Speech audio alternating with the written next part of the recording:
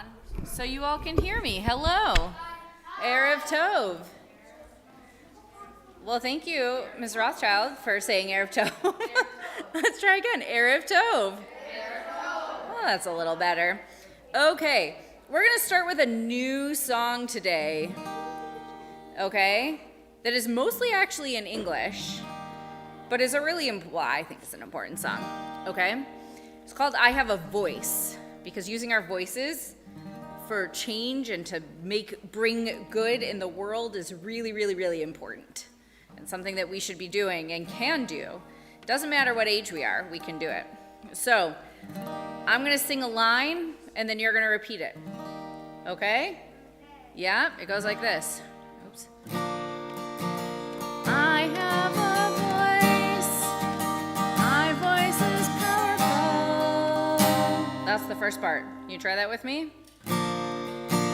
I have a voice, my voice is powerful. Now listen to this next part. My voice can change the world. Let's try that. Ready? My voice can change the world. Good, let's do that again. Ready? I have a voice, my voice is powerful. Now listen to the next part. It's the same words, just a little bit different melody.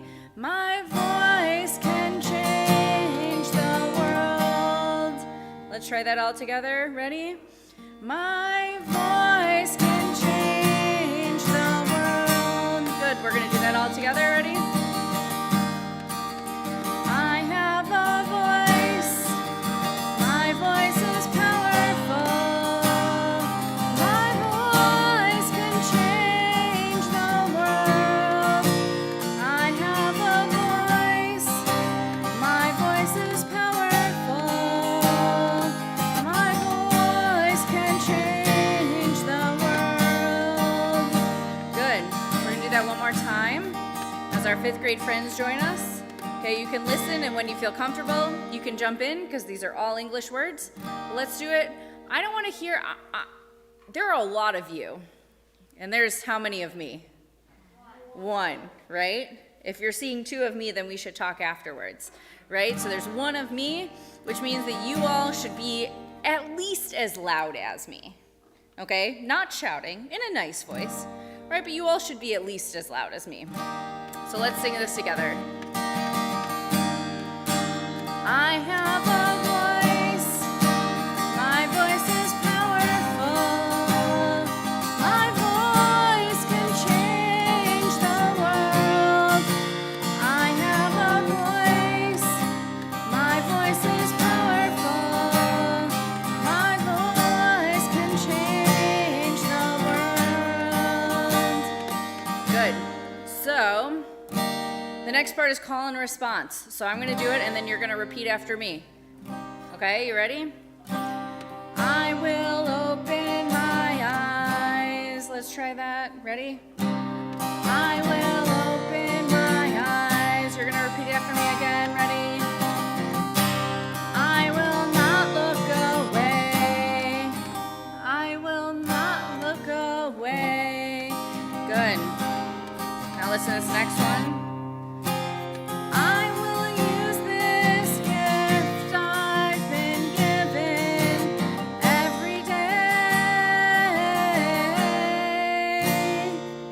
Let's try that together. I will use this voice I've gift up and given every day.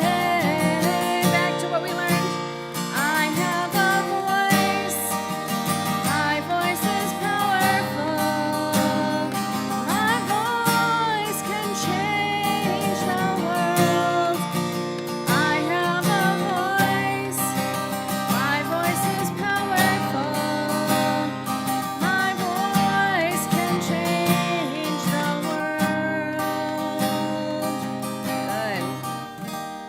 We're going to keep working on that. There's a lot more words to it, but over time we're going to learn all these words to it, because I think this is an important song for us to know and to be singing together. For right now, we are going to continue with the Baruch Hu, which can be found on page 28, Na lakum, please rise. No, let's take the cape off. It's going to be very high.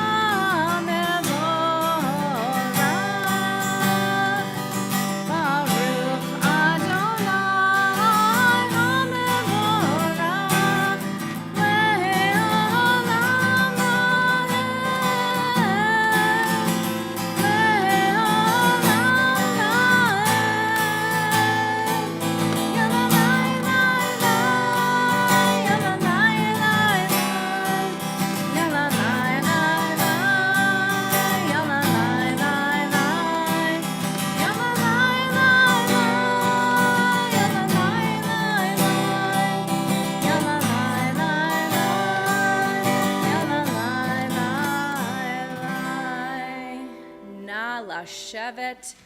Please be seated. We had a request for our next song, so we're going to do Roll Into Dark.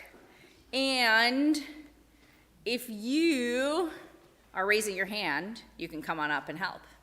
So anybody who's raising your hand, if you want to come up and help and do some hand motions, you are welcome to come up and do some hand motions with us.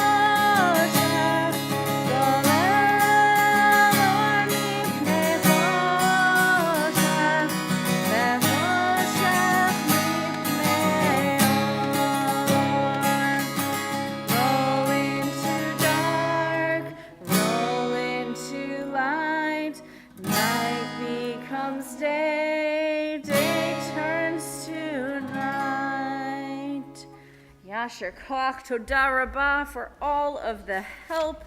That was beautiful. Ms. Gossage, have our third graders learned the Shema?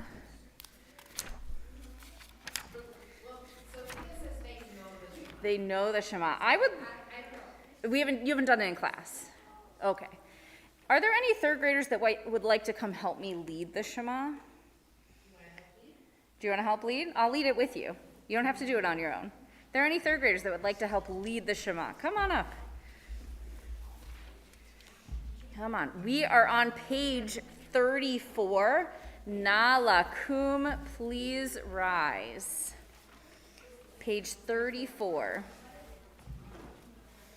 Na lakum. We need everyone on their feet. Very good. Okay, you all ready? 1, 2, 3. Shema Yisrael, Adonai Eloheinu, Adonai Echad, Baruch Shem, Kevod Malchuto, Leolam Vaed. Beautiful. Wonderful. You can go sit down. Yasher koach and toda rabah to our third graders. I am wondering if our 6th and 7th graders would like to come help us lead the Ve'ahavta. If you are in 6th and 7th grade and you would like to come up, you can come up and lead the Ve'ahavta along with any 4th graders who want to come up and lead the Ve'ahavta.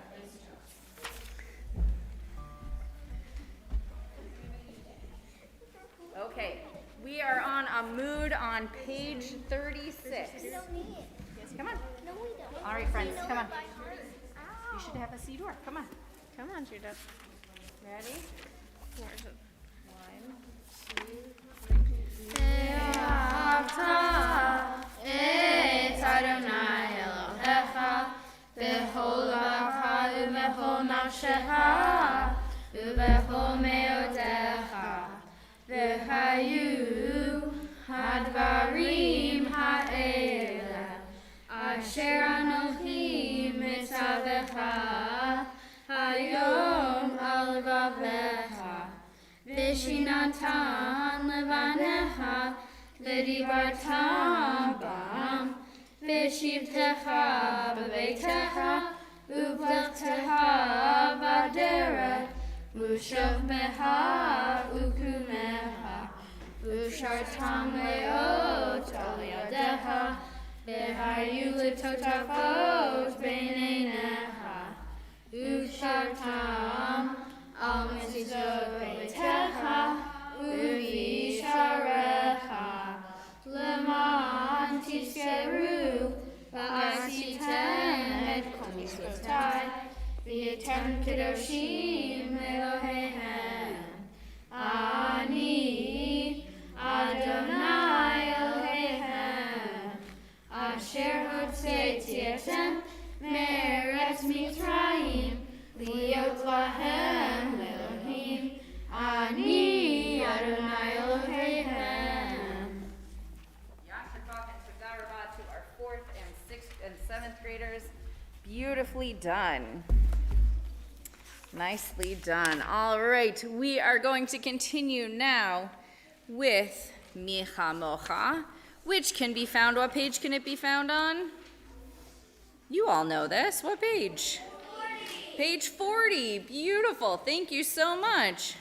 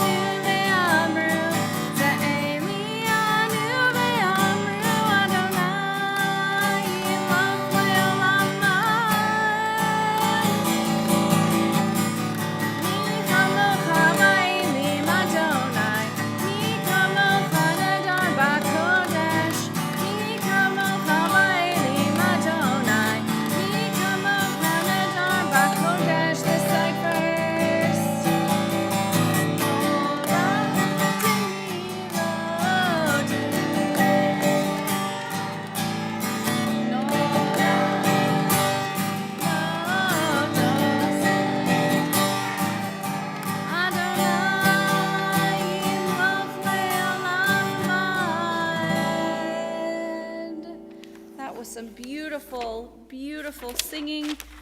We are going to continue now with our Amidah, and I'm wondering if there are any 5th graders who would like to come and help me lead the Amidah.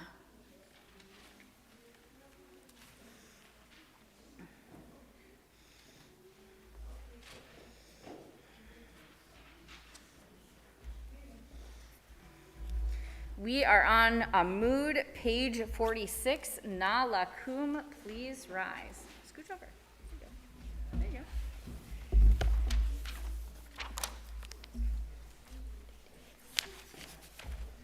Alrighty. All ready? 1, 2, 3. Adonai, Sefer Taif Tiftach, Ufiyah Tehilatecha.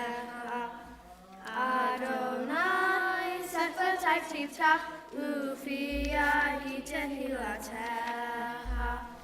Baruch atah Adonai, Eloheinu ve'Elohei Avoteinu ve'Imotenu, Elohei Avraham, Elohei Yitzchak, ve'Elohei Yaakov, Elohei Sarah, Elohei Rivka, Elohei Rachel, ve'Elohei Leah, Ha'el Hagadol, Hagibor, Hanora, El Elyon, Gomel Hasadim Tovim, V'Konei Ha'akol, V'Zoher Hasei Avot V'Imahot, U'Mevi Geula L'Pnei B'neihem, L'man Shemo Be'ahava, Melech Choser U'Mashiach U'Magen, Baruch atah Adonai, Magen Avraham V'Ezra Sarah,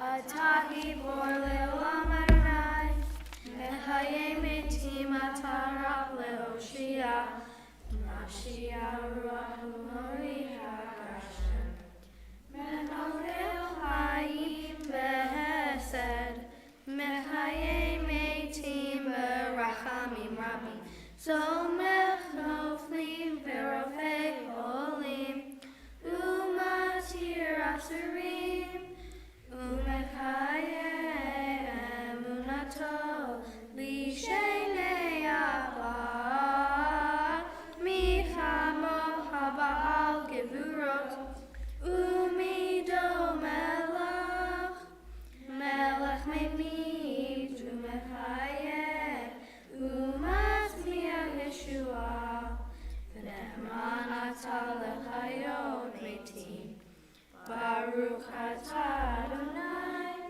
Mechayeh hametim.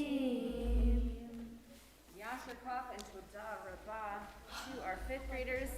Na lashevet, you can be seated. So, we have a few extra minutes, and before we do our closing song, I thought we haven't done Ask the Rabbi in a little bit. So, let's do a couple of Ask the Rabbi questions. Esther.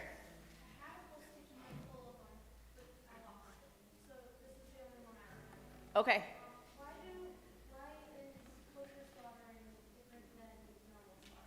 Oh, that's a good question, right? So you might know that we have kosher meat, right, which is a thing, and that has to do in part with how the animal is slaughtered, right?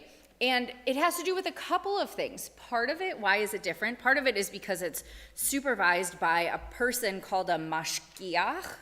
Mashgiach is a special kind of certification that somebody has, often a rabbi, but not always, to supervise the meat and make sure that everything is done correctly in accordance to Jewish law. The other thing is that Judaism really thinks it's very important to try and treat animals nicely as we can, which means that we want their death to be as painless as possible. It's not possible for there to be no pain, but to be painless, which is why the type of way that the animal is slaughtered is in a particular kind of way, which is not always the way for non-kosher meat. So those are the two big differences between kosher and non-kosher meat. That's a good question. I saw a hand over here. Did I see a hand over here? Okay, no problem. Yep, Lexi. Why do we keep our Torah in an ark? That's a great question. So there's a couple reasons. First of all, when the Israelites were in the desert, they built something called a mishkan. Anybody ever heard that word, mishkan? Or a tabernacle? Anybody ever heard that word? It's a big word. Yeah. So the mishkan, or the tabernacle, is what they built, and it was the the first ark, and it was meant to be a traveling ark because they got the 10 Commandments, right? Remember, and actually they had two sets of 10 Commandments because they had the set that Moses destroyed and the set that Moses came, the second set that wasn't destroyed, right? And those were carried around in the Mishkan. So in part, our ark is meant to be a Mishkan, is meant to be that same type of place that holds the Torah. Now the other thing is, there's a couple other things. One is that our Torahs are the most sacred objects that we have. Of everything else in this whole building, our Torahs are our most sacred objects. And we want to make sure that they're treated with respect. So just like you all have a place where you live, right, and a roof over your head and a bed to sleep in, we want to make sure that the Torahs also have a place to live, so that they're not just like thrown about or left on a floor or a table or something else, right? But they have a nice, comfortable, you notice if you're in the ark, whenever you see the ark open, you can see there's velvet on the bottom of it, right? Because we want to treat our Torahs with as much respect as we can. That's a good question. Judith.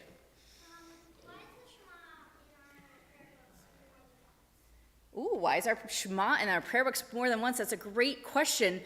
The real reason why is because we have many different services. You'll notice if you open your Siddur, everybody open it. You can open it to whatever page you want.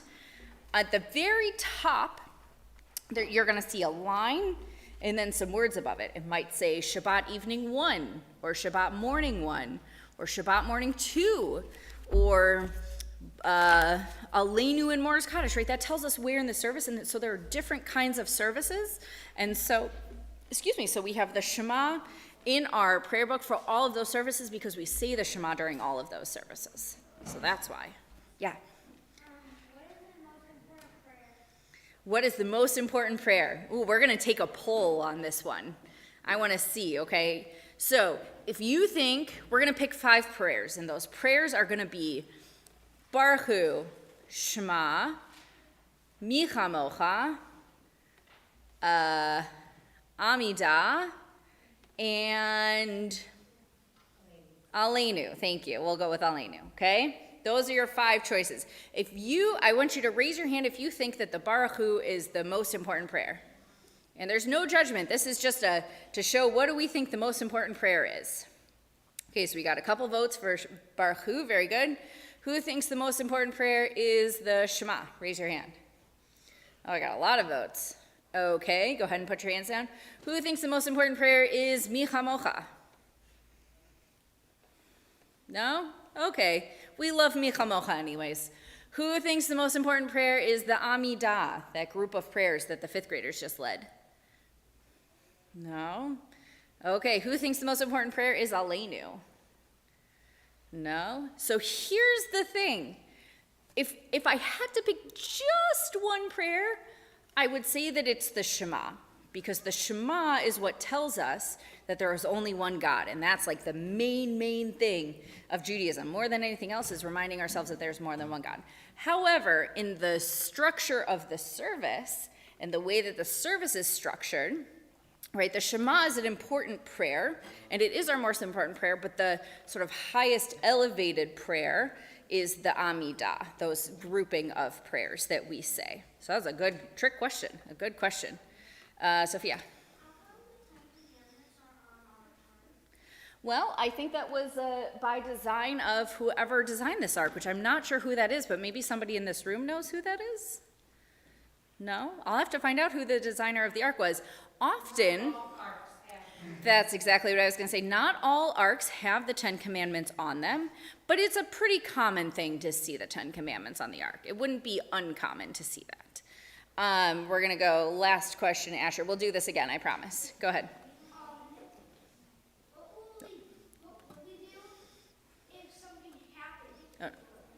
What would you do if something happened to the Torah, like if we dropped it? Well, so that's a good question. We really hope that that's not the case, and that's why we have like an alarm on our building and we lock the doors and something like that. If we lost a Torah, or if maybe somebody stole a Torah, or God forbid there was a fire in the building and the Torah burned, those would be different types of things, or if somebody dropped the Torah, right? If the Torah was taken, there's not really much that we do until we find the Torah. Now, if somebody maybe accidentally dropped the Torah or the Torah got harmed in some way, but we know about it, we would then fast for 40 days. But don't worry, you don't have to do it on your own. Everybody who's in the room or who witnessed it would take a little bit of time so that, because we can't fast for 40 days. That would not be healthy in any way, shape, or form for our bodies. Eli, last question, and sorry I called you Asher. Oh my goodness, Ari, my brain, I'm sorry. Your last name is Eli.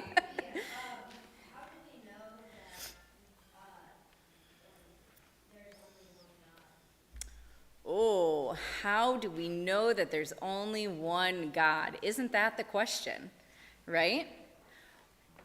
I like to believe that we know there's only one God because it's written in our Torah and because we have all these questions, right? We have a lot in our prayers and in the Torah that talks about God, but then also references and understands that in different religions there might be more than one God, right?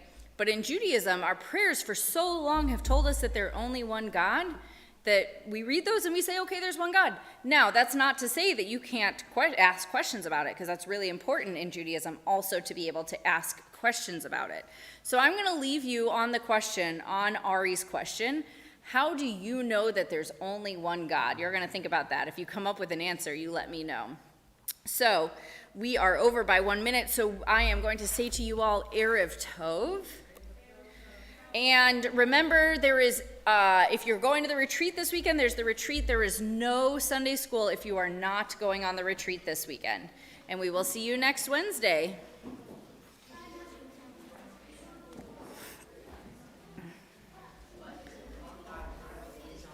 Yeah.